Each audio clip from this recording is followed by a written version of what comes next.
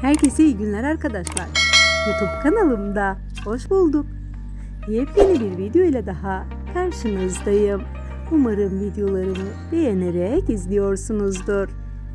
Şimdi Hande Erçel ve Kerem Bürsin ile ilgili kısa bir video hazırladım arkadaşlar. Umarım beğenerek izlersiniz.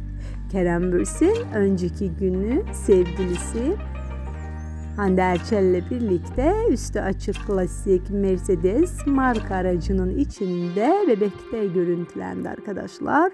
İkilinin keyifli halleri objektiflere yansıdı.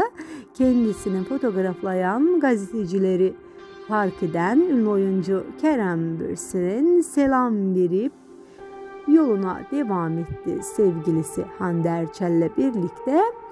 Arkadaşlar şimdilik benden bu kadar. Anında Hande Erçel ve Kerem Bürsin ile ilgili tüm videolarımı, karelerimi görmek istiyorsanız o zaman gözünüz kulağınız kanalımda olsun. Bay bay.